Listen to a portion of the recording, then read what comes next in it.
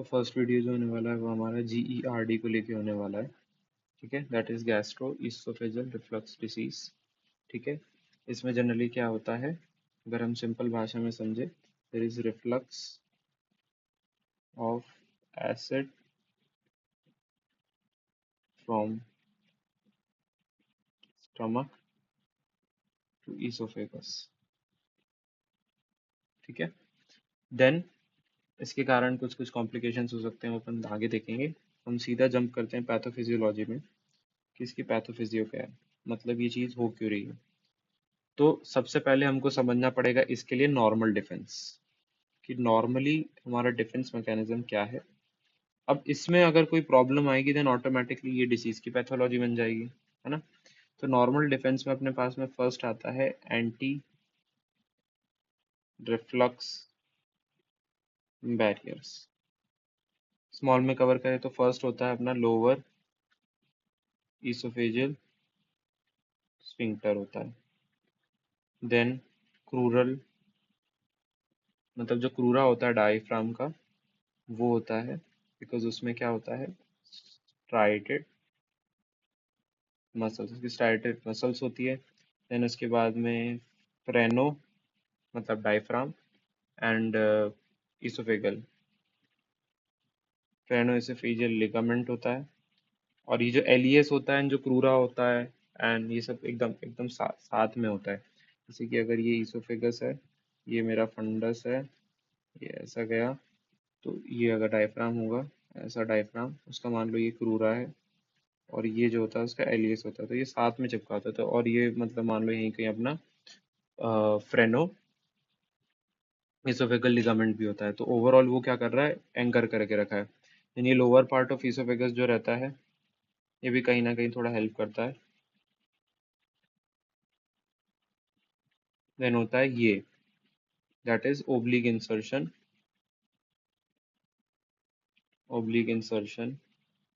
Of oesophagus, जिसके कारण ये एंगल ऑफ हिस जो होता है वो बनता है। ठीक है, ये हो गया फर्स्ट स्टेप। देन सेकंड होता है इसोफेगल क्लियरेंस। इसोफेजियल क्लियरेंस जो होता है, उसमें दो कॉन्सेप्ट होते हैं। एक होता है पेरिस्टाल्सिस, में थोड़ा फास्ट ही ले रहा हूँ बिकॉज बेसिक बेसिक चीज़ें तो अभी तक क्लियर हो गई होंगी, है ना, थोड़ा सा मेडिसिन लेवल के है। ये सब चीज़ अपने को पता है। पेरिस्टाल्सिस होता है कि जो भी रिफ्लक्स हो भी गया अगर एसिड का, तो वो फटाफट क्या हो जाए, इसोफेगस में से निकल जाए। ठीक है, और दूसरी चीज़ होती है न्यूट्रलाइजेशन। तो न्यूट्रलाइजेशन में क्या होता है, न्यूट्रलाइजेशन में जो सलाइवा होता है उसके अंदर बाइकार्बोनेट्स रहते हैं, वो क्या करते हैं, जब एसिड होती है तो न्यूट्रलाइज कर देते हैं। एंड देन एक और चीज होती है, that is called as epithelial barriers. और ये एपिथेलियल बैरियर्स जो होते हैं, it is a three line defence. Three line defence में क्या होता है, फर्स्ट पार्ट आता है मेरा प्री एपिथेलियल। तो जो मेरा प्री एपिथेलियल वाला पार्ट होता है, उसमें क्या चीज़ें इंपॉर्टेंट रहती है, फर्स्ट ऑफ ऑल एक होती है अनस्टर्ड, तो ये लिख लेते हैं, अनस्टर्ड लेयर ऑफ वाटर। ठीक है, देन सेकंड नंबर पे रहता है बाइकार्बोनेट। ठीक है, और बोल सकते हैं कि सम सिक्रीशंस फ्रॉम सब म्यूकोसल ग्लैंड। ठीक है, ये वाला पार्ट हो गया। फिर अपना आता है एपिथेलियल लेवल पे। तो एपिथेलियल लेवल पे अपने पास में सेल मेम्ब्रेन्स होते हैं। ठीक है, उनके टाइट जंक्शंस होते हैं। देन आयन ट्रांसपोर्टर्स होते हैं, ना, ये सब चीज़ें हो गई। और फिर एक आता है post post epithelial. Post epithelial में क्या होता है, ब्लड सप्लाई टू इसोफेगस। ठीक है, ये हो गया, ये अपना नॉर्मल डिफेंस हो गया अभी तक। ठीक है, अब डिफेक्टिव डिफेंस कब हो सकता है, सबसे पहला कमेंट किस पे करना चाहिए हमें, सबसे मेन इंपॉर्टेंट क्या है, एलियस। एलियस रिलेटेड प्रॉब्लम्स हो जाएं, तो उसका एक होता है कि हाइटल हर्निया ही हो गया। अब हाइटल हर्निया होना मतलब क्या होता है, वो भी स्लाइडिंग टाइप वाला। इसमें क्या होता है, कुछ नहीं होता है। बेसिकली जो एलियस होता है, एलियस होता है, और जो फंडस का पार्ट होता है, वो क्या करते हैं, वो डायफ्राम का जो ये ओपनिंग मैंने बताया था ना, ये ऐसा, ये ऐसा होता है, और ये ओपनिंग होती है, ठीक है। अब इसके थ्रू क्या होता है, ये एलियस जो रहता है ये भी ऊपर खिसक जाएगा, और ये फंडस वाला पार्ट जो है ये भी ऐसा ऊपर निकल जाएगा। तो दिस हर्निएशन को अपन बोलते हैं हाइटल हर्निया। तो उस केस में क्या होता है कि वही है, अब ये जो एंकरिंग थी, जिस बेसिकली जो रोक रही थी रिगर्जिटेशन को, वो नहीं रहेगी, डायरेक्ट स्मूथ पाथ में मिल जाएगा, तो रिगर्जिटेशन ज़्यादा होगा। हो सकता है कि ट्रांजिएंट रिलैक्सेशन हो जाए इसका। वो किन चीज़ों के कारण होते हैं, अपन को पता है ना, कुछ फूड्स ऐसे होते हैं जो एसिडिटी कराते हैं। अल्कोहल्स हो गई, कैफीन हो गया, फैटी फूड्स हो गए, ये सब क्यों कराते हैं, बिकॉज ये ट्रांजिएंट रिलैक्सेशन ऑफ एलियस कराते हैं। साथ में सिगरेट, चॉकलेट, अल्कोहल, ये सब भी होता है ना। तो ये सब चीज़ हो गई। दूसरी चीज़ क्या हो सकती है, किसी तरह की सर्जरी हुई हो, वेगोटॉमी, है ना, या फिर कार्डियो मायोटॉमी, ये सब चीज़ें भी हो सकती है, या किसी टाइप के ड्रग्स रहे हों, ठीक है। ड्रग्स कैसे रहेंगे, बीटा एगोनिस्ट हो गए, वो डायलेट करने का काम करते हैं, हमको पता है। नाइट्रेट्स हो गए, है ना। सो बेसिकली ये क्या करते हैं कि टोन जो रहती है एलियस की वो रिड्यूस कर देते हैं। तो अपना जो फर्स्ट मोस्ट इफेक्टिव अगर बोलूँ मैं, प्राइमरी बोलूँ, तो वो वाला बैरियर जो होता है वो टूट गया, जिसने बचाया था। दूसरी चीज़ क्या होगी, बट ऑब्वियस से रिलेटेड होगी, ड्यू टू प्रोलॉन्ग्ड या डिलेड इसोफेगल क्लियरेंस। वो कब हो सकता है कि कोई पेरिस्टाल्टिक में कोई प्रॉब्लम हो गई, है ना, जैसे एकलेजिया वगैरह में होता है ना, कि एलेजिया में हो गया, ठीक है, या अपन अभी पेरिस्टालसिस की बात कर रहे हैं, तो कोई मोटिलिटी डिसऑर्डर हो गया, है ना। मोटिलिटी डिसऑर्डर्स होते हैं अलग अलग अपने। फिर उसके बाद में या तो हो सकता है कि जो सलाइवा है, जो नॉर्मली करना चाहिए था न्यूट्रलाइजेशन, उसके कंटेंट्स में कुछ चेंज हो गया, जो जोगरन होता है या जोगरन सिंड्रोम होता है, या स्मोकर्स होते हैं, उनमें गड़बड़ रहता है। डिफेक्टिव गैस्ट्रिक एम्पटिंग रहती है, जिसमें हाइपर पाइलोरिक स्टेनोसिस जो होता है, वो उसमें क्या होता है, गैस्ट्रिक एम्पटिंग डिले हो जाती है। तो गैस्ट्रिक एम्पटिंग डिले होने के कारण क्या होता है कि जो कंटेंट होता है वो बढ़ा हुआ रहता है अवेलेबल रिफ्लक्स के लिए, तो उस कारण से रिफ्लक्स में ज़्यादा कंटेंट बाहर जाएगा, ज़्यादा इजीली बाहर जाएगा। अब अपना नेक्स्ट डिस्कशन रहेगा क्लिनिकल फीचर्स पे। Already know it is about a triad. Triad में क्या आता है, हार्ट बर्न आता है।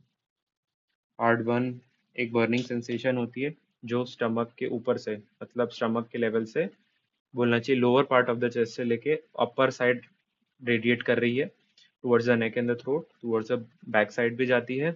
कब होती है, पोस्टप्रैंडियली होती है, खाना खाने के बाद में होती है, स्पेशली अगर लार्जर फूड रहा हो, एसिडिक फूड रहा हो, तब, है ना। और अगर सुपाइन पोजीशन में या बेंडिंग होती है तो वो ज़्यादा भी हो जाता है। रिगर्जिटेशन तो अपने को पता है कि एक रिगर्जिटेशन होता है, और एक होता है एपिगैस्ट्रिक पेन,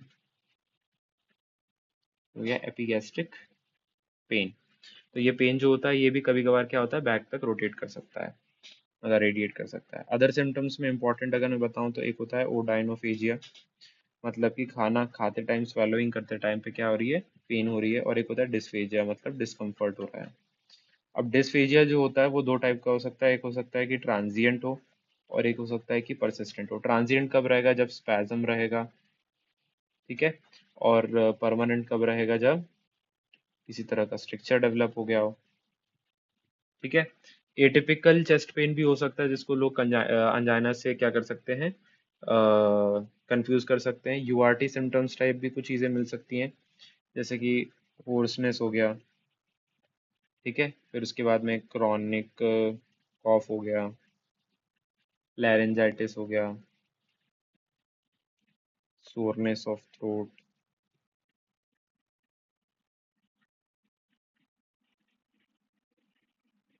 ठीक है, ये सब चीज़ें हो गई। पल्मोनरी कंडीशन से भी थोड़ा सा इसका एसोसिएशन होता है। पल्मोनरी में भी कौन सी कंडीशन, अस्थमा। अस्थमा जो रहता है उसमें क्या रहता है, इसका एसोसिएशन रहता है, ठीक है।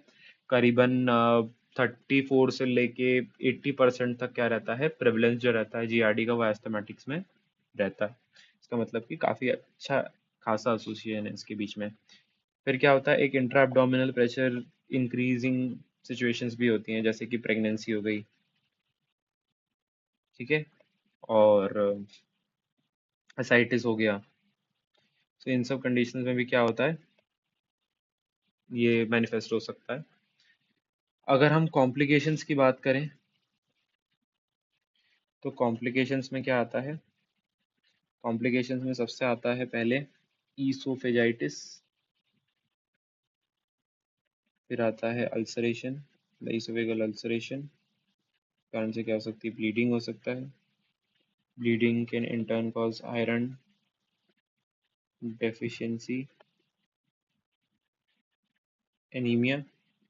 फिर हो सकता है कि स्ट्रिक्चर्स बन जाए, ठीक है। फिर बैरेट्स हो जाए। बैरेट्स इज बेसिकली इंटेस्टिनल मेटाप्लीजिया, जिसमें जो नॉर्मल स्क्वामस एपिथेलियम होता है वो कन्वर्ट हो जाता है कोलमनार एपिथेलियम में। या एडिनोकार्सिनोमा हो जाए। एसिड ऊपर मुंह बहुत टाइम तक है तो उस कारण से क्या हो सकता है, मुंह की तरफ डेंटल केरीज हो सकता है, ठीक है। तो कॉम्प्लिकेशंस हो गए। कुछ अलार्म सिम्टम्स होते हैं। अलार्म सिम्टम्स कब होते हैं, अब ये अलार्म सिम्टम्स प्रेजेंट हो या मेडिकल थेरेपी जो हम दे रहे हैं उससे अगर अफेक्ट नहीं पड़ रहा है तो फिर हमको एंडोस्कोपी करनी पड़ती है, इसलिए अलार्म सिम्टम्स इंपॉर्टेंट होते हैं। पहला क्या होगा, परसिस्टेंट हार्टबर्न होगा, odynophagia, dysphagia, anaemia, weight loss, है ना, बहुत ज़्यादा जीआई ब्लीड हो रही है तो वो वाला रीजंस हो गए, है ना, जैसे कि odynophagia, dysphagia, persistent heartburn, weight loss, GI bleed, ये सब चीज़ें जो होती है ये क्या करवाती है, अनीमिया। अगर ये होती है तो ये अलार्म सिम्टम्स के अंदर आती है। अब एंडोस्कोपी जो रहता है एक्चुअली वो एरोसिव वगैरह में, जो एरोसिव एसोफेजाइटिस होता है उसको देखने के लिए काम आता है। देन अगर हम बायोप्सी, एंडोस्कोपिक गए और फिर उसके बाद में बायोप्सी करवा ली तो वो पेप्टिक स्ट्रक्चर देन बैरेट्स वगैरह, बैरेट्स देखने के लिए काम आ जाता है। देन बेरियम अपन वो कर सकते हैं रेडियोग्राफी, लेकिन वो हाइटल हर्निया टाइप के एनाटॉमिकल डिफेक्ट्स को देखने के लिए यूजफुल होता है। बट अगर सिंगल वेस्ट बोलनी होगी हमारे जो काम की है, हो सकती है 24 आवर पीएच रिकॉर्डिंग, ठीक है, गोल्ड स्टैंडर्ड भी होता है ना। अब क्या होता है, ट्रीटमेंट में आ जाते हैं। मैनोमेट्री वगैरह भी कर सकते हैं एक्लेजिया को एक्सक्लूड करने के लिए, या मोटिलिटी डिसऑर्डर्स जो दूसरे होते हैं उनको एक्सक्लूड करने के लिए। ट्रीटमेंट में सबसे इम्पॉर्टेंट अगर मैं बोलूँगा तो लाइफस्टाइल मॉडिफिकेशंस होते हैं। अब लाइफस्टाइल मॉडिफिकेशंस कैसे होते हैं, जैसे फैटी फूड्स नहीं लेना है, अल्कोहल नहीं लेना है, ठीक है, स्पाइसी फूड, कॉफ़ी, टी, ये सब नहीं लेना है, नाइट मील्स नहीं होनी चाहिए, late night meals, weight lifting वगैरह बहुत ज़्यादा नहीं करनी चाहिए, एंड क्या बोलते हैं, स्मोकिंग मत करो ज़्यादा, अल्कोहल्स मत लो, ठीक है, और वॉल्यूम जो होता है फूड का वो कम होना चाहिए और फ्रिक्वेंट मील्स होनी चाहिए, ठीक है। ये सब चीज़ें होगी लाइफस्टाइल मॉडिफिकेशन में। फिर अपन जो नॉर्मली देते हैं, एसिडिटी किसी को भी होती है तो क्या करते हैं, सबसे पहले इनो खाते हैं, तो एंटासिड्स हो गए। एंटासिड्स थोड़े से क्या बोलना चाहिए, बफर करने की काम आते हैं। फिर एक अपना ड्रग जो होता है वो H2 एंटागनिस्ट होते हैं, H2 रिसेप्टर एंटागनिस्ट, पता है अपने को कौन से होते हैं, सिमेटिडिन हो गया, रैनिटिडिन हो गया, ठीक है। सिमेटिडिन कितना होता है, 800 mg या BID, या फिर 400 mg QID, मतलब 400 mg 4 बार या 800 mg 2 बार पर डे में। या तो रैनिटिडिन, रैनिटिडिन थोड़ा सा स्ट्रॉन्गर रहता है तो रैनिटिडिन 150 mg क्वार्टरली देते हैं, मतलब 4 टाइम्स अ डे देते हैं, और ये जो रहता है थोड़ा सा वीकर रहता है तो इसको हम 400 mg इंटू QID देते हैं, ठीक है। ये हो गया। बाकी और स्ट्रॉन्गर भी आते हैं, फैमोटिडिन वगैरह। फिर इसके बाद में क्या आता है, अपना PPI है बहुत इंपॉर्टेंट। PPI जो रहते हैं वो अपने पैंटोप्रेजोल, एमोप्रेजोल, ओमेप्रेजोल होता है 220 to 40 की रेंज में होता है। पैंटोप्रेजोल अपन 40 mg लेते ही हैं, पैंटॉप जिसको बोलते हैं, वो होता ही है अपना 40 mg पर डे होता है, लेकिन ये है ना, खाना खाने के पहले खाना होता है, एम्प्टी स्टमक होना चाहिए उस टाइम पे, वही सब रहती है इंडिकेशंस इसकी। और अगर ये सब चीज़ें काम नहीं कर रही हैं, पीपीआई से इंटॉलरेंस है, क्रॉनिक टेक लेने को पेशेंट तैयार नहीं है, रिगर्जिटेशन बहुत ज़्यादा हो रही है, तो सर्जरीज कर सकते हैं। अब सर्जरीज में हमारे पास में या तो स्ट्रिक्चर्स वगैरह का रिसेक्शन कर लो, या एंटी रिफ्लक्स सर्जरीज जो होती है उसमें क्या होता है, लैप्रोस्कोपिक फ्रंटोप्लाइकेशन आता है। क्या आता है? लैप्रोस्कोपिक फ्रंटोप्लाइकेशन हो गया। ठीक है। फिर ARMS करके एक आती है सर्जरी, वो हो सकती है, या बोल लो